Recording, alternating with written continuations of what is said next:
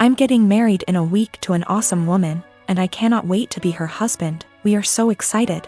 My brother is gay, but my family doesn't know, only me and my parents know. I come from a very old school traditional family, so the old part of the family, grandparents and some aunts / uncles still have last century's mind, and the younger portion, cousins / siblings are open-minded and are living in the present.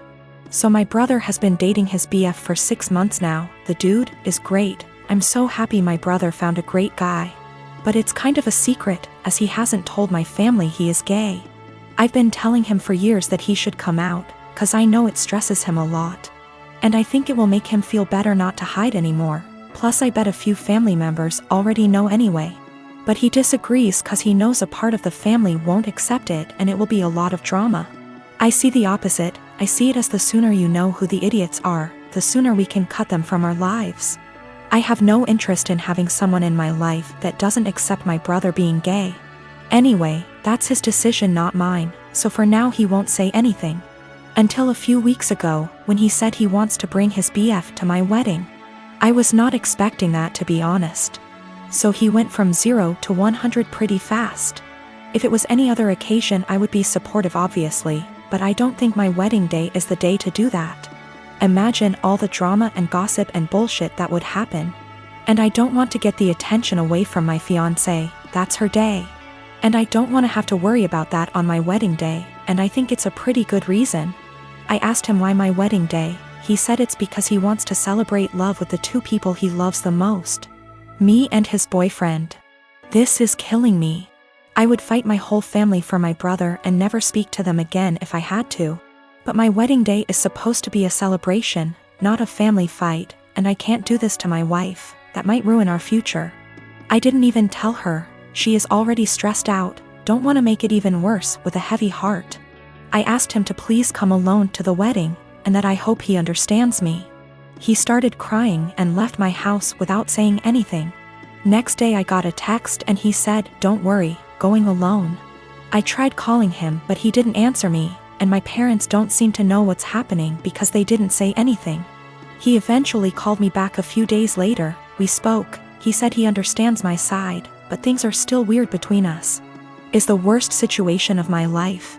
Spoke to fiancé, couldn't keep this from her anymore. She agreed with me. I know it won't be my brother that would cause trouble. The trouble would start with remarks and looks from some aunt / uncle. Doesn't matter, we are spending a lot of money on this wedding, planned it for a long time.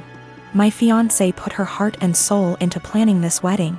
I don't want to see my bride or mom crying, or some idiot uncle insulting my brother.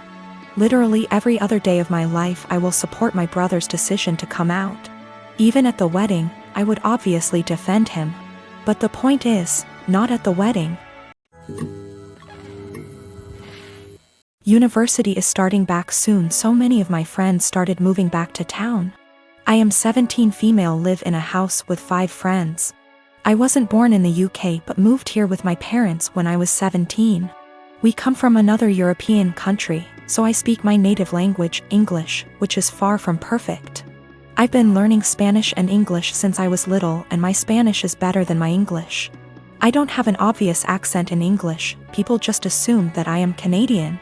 We had a small party on Saturday and one friend brought his new girlfriend, Jess. Jess 20, and she's the reason why I am posting here. Jess made sure to let everyone know that she's a polyglot and speaks multiple languages. I was obviously impressed. I study modern languages, meaning that I'm learning Italian and German on top of Spanish. And obviously I asked what languages she speaks: Spanish, Japanese, Arabic, my native language, German, Korean, and French. I told her how impressed I was and carried on with my evening. I had a short phone call with my mom, whom I obviously speak to in my native tongue, and I went out of the house to talk to her. Jess was out in the garden and heard my conversation, and she corrected me on my pronunciation. I told her that she was in the wrong and she insisted that she knows better. I didn't fancy getting into any arguments, so I ignored her and went back inside saying whatever. Later, I bumped my head and swore loudly in Spanish. I tend to code switch a lot when drunk, and she corrected my pronunciation, which was funny because it was her who was incorrect. I ignored her again. A while later I wanted my friend, who is from Spain, to hand me something, but I forgot how it's called in English. So I said, hand me Spanish word, please, knowing my friend would understand. Jess decided to correct me again, using completely incorrect word. My friend and I looked at each other, and me being drunk, I lost any self-control I had. I spoke to Jess in Spanish asking her what the hell she thinks she's doing. And she looked at me telling me that my Spanish was so wrong that she didn't understand a word. It wasn't but okay. So I told her the same thing in my native tongue. To which she replied with the same thing. I laughed at her and told her it's my native language and she really shouldn't lie about being a polyglot and correcting people when she doesn't actually speak those languages. She was fuming. She tried to grab her boyfriend's hand and leave with him, but he was too drunk to care and just said, "Told you to stop lying." I don't know how she got my number, but she called me this morning screaming what an asshole I am to humiliate her like that, and if she knew I spoke the language, she wouldn't have corrected me. I do feel bad now. I realize how humiliating this must have been for her, but on the other hand, she shouldn't have been lying. I have a home daycare. I like to think I'm pretty lenient, but I do have one big rule: don't make me the bad guy. I understand we might have different rules, but don't make your child resent me by not backing me up. Anyway, another rule is I don't allow outside toys or electronics. Kids can bring us stuffed animals for nap if they're sleeping on rest mats, but I don't want to be responsible if something gets broken. Years ago, I used to let kids bring whatever. Then a cheap McDonald's toy broke by accident, kid was upset and mom got mad at me. So now it's a hard rule. Most are okay with it. But I have a new kid, whose mom wanted him to bring his tablet because he needs it. I said sorry, but no. I'm not going to be responsible for it. We went back and forth, but finally she just says fine. But every morning, he's crying because she took his tablet from him in the car. She always gives me this look and says, "Miss Lucy says no tablet." I always try to say we have plenty of toys, but the kid spends the whole morning sulking. I've talked to mom, asked her to leave it at home and not even put it in the car, but she says he needs it. It's been a month and yesterday was the straw that broke the camel's back. Kid came in crying as usual. I tried my usual redirection, which didn't work. Mom was giving me a look of, "See what you did?" Then she had the nerve to say to him, "I know you need your tablet, we've talked about this before, Miss Lucy is strict." That pissed me off. I ended up telling her to take him home right then and there.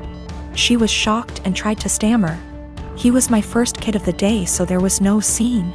I just handed back his backpack, said he was no longer a student of mine, and began to pack his extra clothes and the sippy cup he kept. Mom was in tears as she left. My husband thinks she was right. I'm too strict and should have broken policy instead of causing drama. There was no medical need for the tablet. It was all just that he wanted it. I'm not making a waiver for electronics. That won't stop other issues with the tablets, such as jealousy and drama, so my "don't make me the bad guy" rule has been misunderstood, partly as I worded it poorly. I don't expect blind obedience. No one has to agree with my rules. They can challenge them, to me. But to their kid, I'd rather them explain everyone has different rules and that while they're with me, things will be different. I do the same with parents who have different rules than mine. I never say they're wrong or strict. I say that we have different rules at school and to listen to mom and dad. This is also a policy for pacifiers, bottles, and potty training. I'll approach any of these milestones when you ask, but you have to be working on it at home too. The kid won't progress if they only go pee on the potty at home. And the child was not autistic or non-verbal. If he was, an exception would be made. I returned her money for the last few days of January and texted an apology for terminating without notice, and said I hope she was able to find care. She said she left him at her mom's. She also asked if there was any way I'd reconsider, and I said no. We had a long phone call and no minds were changed, but it was the ending we should have had. I'm a professional ballet dancer for a living, but I also do some modeling in my spare time. Last weekend, I was doing a latex shoot. Before anybody says anything, it wasn't anything fetish-wise. It was just a shoot that called for wearing more uncommon types of fabrics.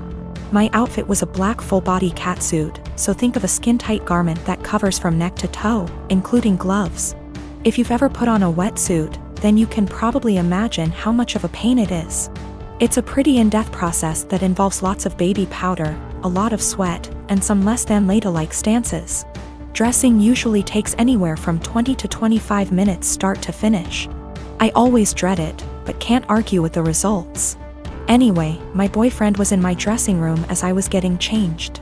He doesn't always come along for shoots, but I needed him that day because my car is being repaired and we needed to go somewhere afterwards. His one kinda annoying thing is that he talks to me while I'm getting changed even though I very politely asked him to let me do it in peace. If I'm just putting on a dress or something less complicated, it's not a problem. But with latex, you have to concentrate, seriously.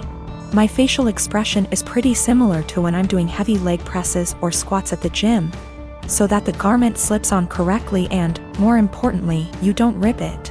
It's very easy to tear if you're not careful. And a full-body catsuit can cost upwards of $700 to $800 minimum. So as I'm struggling, may have been on the floor on my back with my feet up on a chair, pushing my butt up to get the garment over my hips, he won't stop talking. Come on, girl, you got this. Do you want help? I don't think you put on enough baby powder. Babe, you got this, get that big ass in there. And I politely asked him several times to just let me concentrate. He responds by saying, relax, I'm just trying to help, before patting me on the butt. I'd had enough. I demanded he stand outside because he was being super distracting and I couldn't afford to rip the garment. I didn't ask him to help because there's a technique to getting latex on and he doesn't have it. He got all pissy and was like, whatever, maybe you need a bigger size anyway, before leaving the shoot completely and taking the car. I had to get an Uber home after the shoot. On one hand, I was getting super frustrated, I was hot and sweaty, and combined with my kinda short temper, I was getting pissed off that I couldn't get the suit on. On the other hand, I asked him multiple times not to comment or distract me. And I never indicated that I was in the mood to be touched.